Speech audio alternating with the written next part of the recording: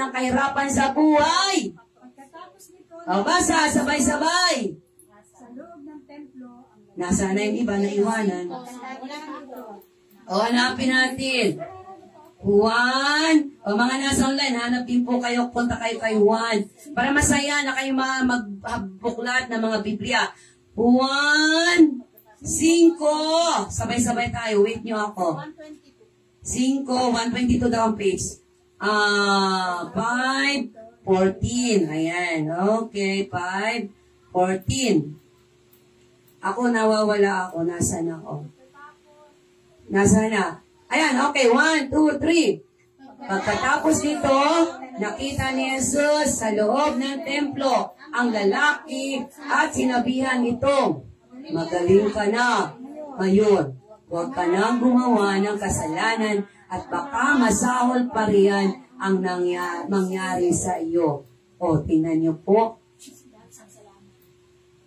Kaya tayo dumaranas ng kahirapan o paghihirap dahil sa kasalanan. O, yung pala yun.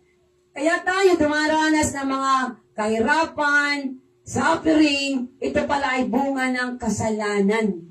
Kasalanan ng tao. At sino yung nauna na nagkasala? Si Eva at si Adan. Kaya po tayo sa panahon natin ngayon, tayo ay nahawa. Diba yung kasalanan ni Eva at ni Adan ay ating nadala, minana. Kaya po sa ating buhay, yung mga minana nating kasalanan kay Adan at Eva, inihihingi din po natin ang tawad. At ano yung kasalanan na minana natin kay Eva at Adan na dapat natin ihingi ng tawad? Ano po yung ginawa nila? Pagsuway! Disobedience! Sinabi na ng Panginoon na lahat ng bagay makakain nyo. Magkakarni kayo dyan, mangingisda kayo dyan. Pero itong puno na naandyan sa gitna, wag na wag nyong papakialaman o hahawakan o kakainin. Kakainin. Huwag kakainin kasi mamamatay kayo. Di ba ba, ano? So, akala nila, sila po ay mamamatay literally. Pero ang totoo, ano ang namatay sa kanila? Yung relationship nila kay God. Kasi nung time na yon, si God ay kasama nila. Bumababa yung presensya ng Diyos. Di ba ba? Kaya nung nagkasala sila, sabi ay, Adan, Eva, nasaan kayo? Nagtatago po. Sa palagay nyo, hindi alam ng Diyos na hindi sila nagkasala? Alam! Tinitingnan lamang sila kung aamin. Kaya tingnan niyo po sa panahon natin, kapag yung lalaki nangaliwa, yung babae ay nangaliwa, ay kapag nabisto ng asawa, anong ginagawa? Tago pa rin, katakot-takot na ano, hanggat may magagawang alibay. Hanggat hindi nabubuking yon, ay yun ay hindi aamin.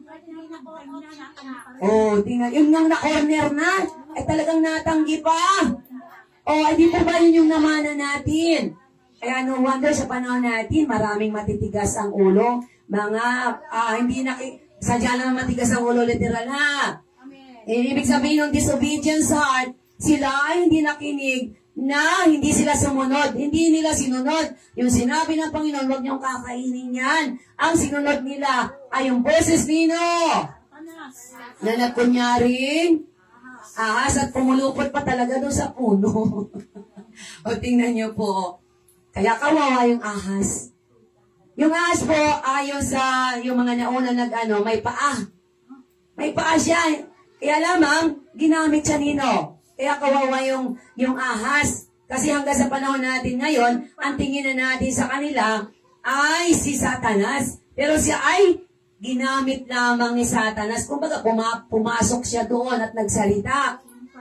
Kaya lamang, walang magawa yung ahas kasi siya ay ginamit ni Satanas kasi siya ay sinumpa na gagapang siya. Kaya po, gumagapang siya at kumakain ng alikabok.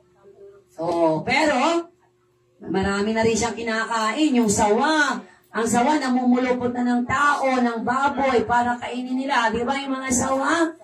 Kaya po tayo takot sa ahas. Pero kung tutusin, ang ahas po ang pinakamatalino. Kaya di ba sabi sa ating mananampalataya, kayo ay maging katulad ng ahas, matalino, pero gentle and humble. Kasi matalino po ang ahas. Siya po hindi ka aanuhin pag hindi mo sinaktan. Kapag yan ay naipit mo, pinalo mo, yan po ay tutuklawin ka. Tutuklawin ka po.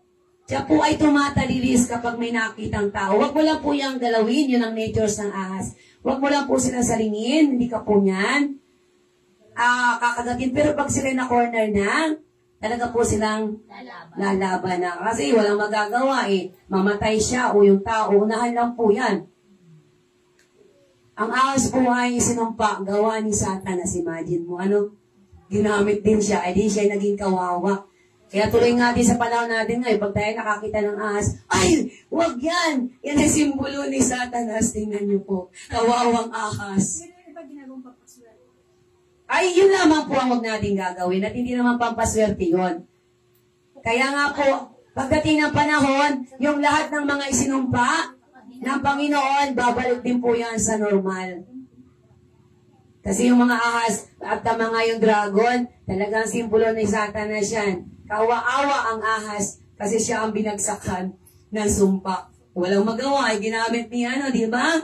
May kapangyarihan si Satanas. Imagine mo, nagsalita yung ahas. Kasi si Satanas espiritu, kaya nagamit niya yung ahas. Kaya yun. So, good morning po, Sister Marie.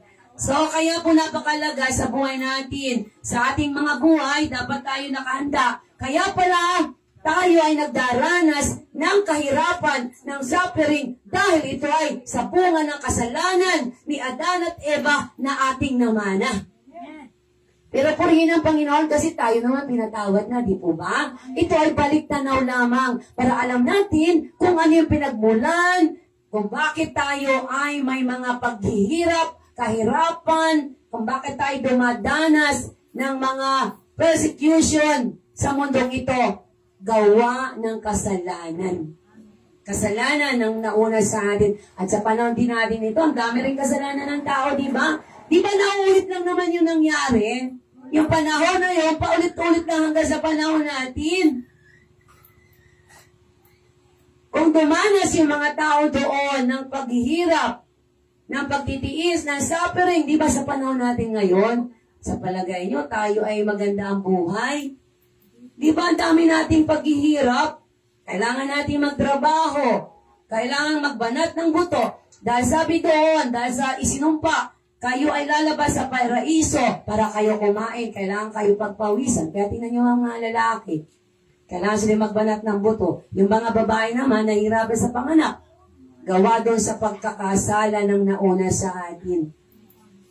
Pero sa panahon natin, bagamat tayo ay nakatanggap na ng kapatawaran ng Diyos, tayo pinalaya, pero tayo nasa lupa pa rin. Kaya tayo ay kasama pa rin. Saan? Sa persecution, paghihirap, may sakit, may karamdaman. No walang accepted. Kasama tayong mananampalataya, naaapektuhan tayo ng mga nangyayari sa mundo.